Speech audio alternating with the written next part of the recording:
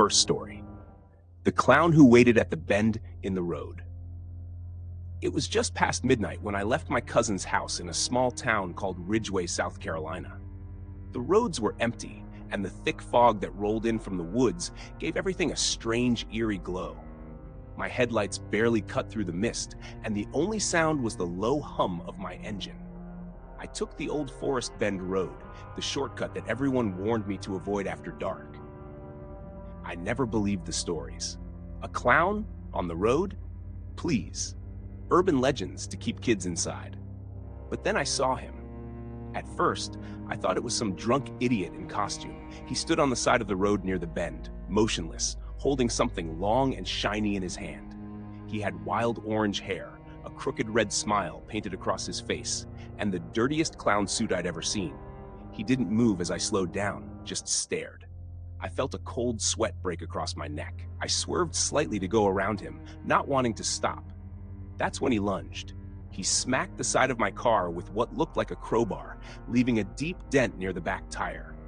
I hit the gas, heart pounding, trying to get away, but the road curved and twisted, and every turn looked the same in the fog.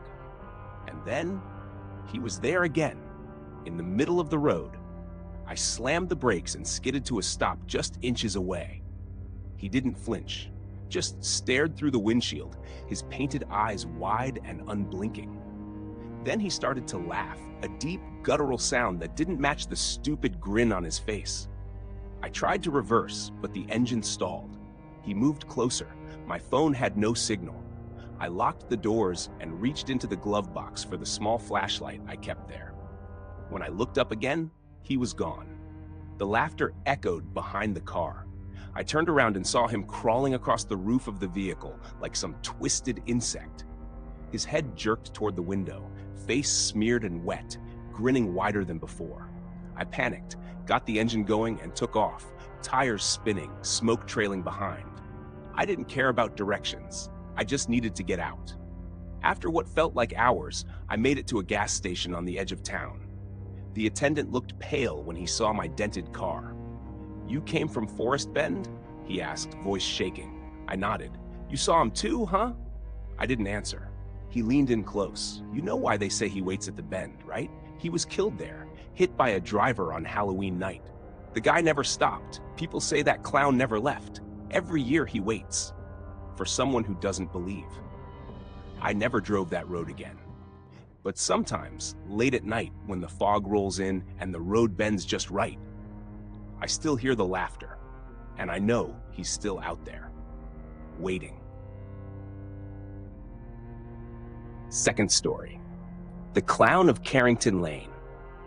I never liked clowns. There was something about their painted smiles, their oversized shoes, and the way they lurked in the shadows at carnivals that made my skin crawl. I always told myself it was just a childhood fear, nothing to worry about. But that all changed the night I met him. It was a Friday evening, and I had just moved into my new apartment on Carrington Lane in the small town of Maplebrook, a place that seemed too quiet for comfort. I hadn't expected much from the area, just a fresh start after the chaos of my previous life in the city.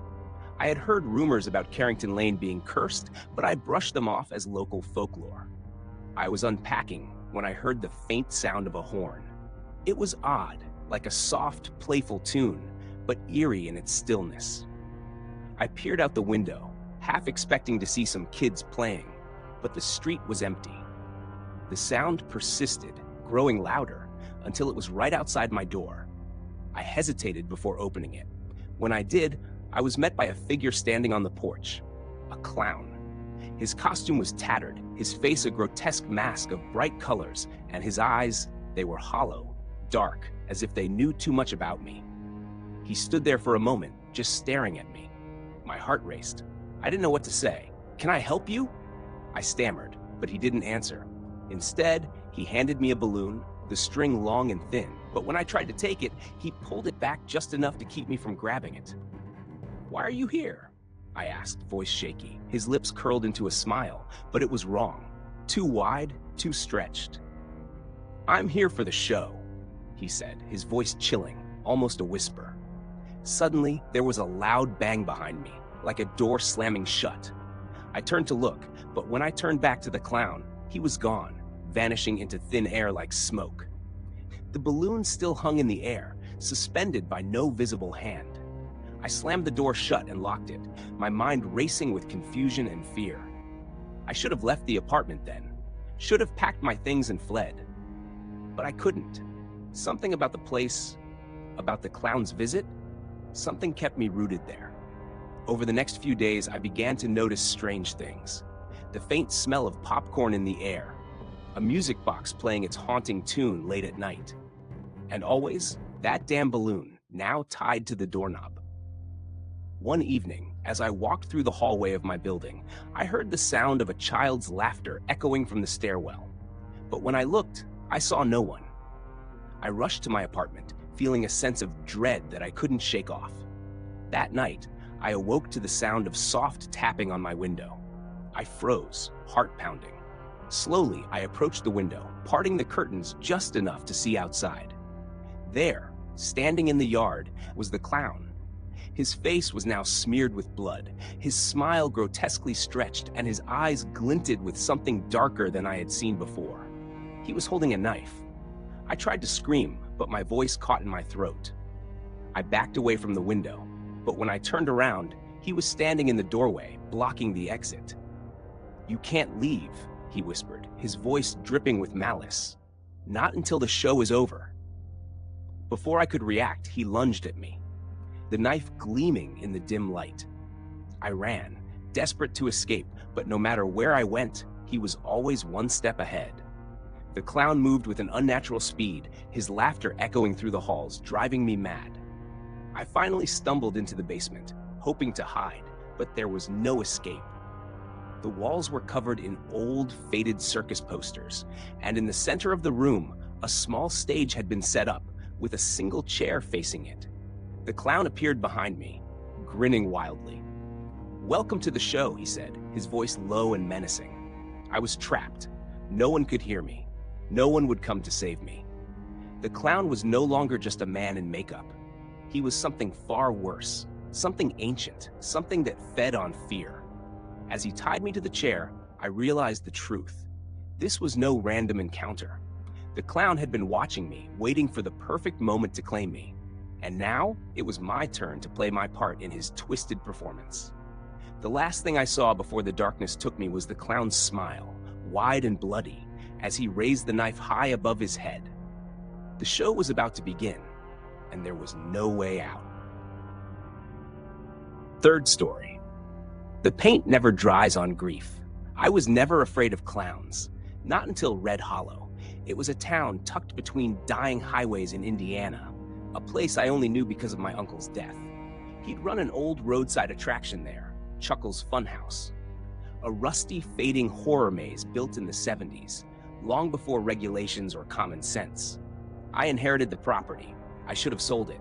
Instead, I drove from Columbus after work, thinking I'd clean the place out, take some photos, maybe even list it online for collectors.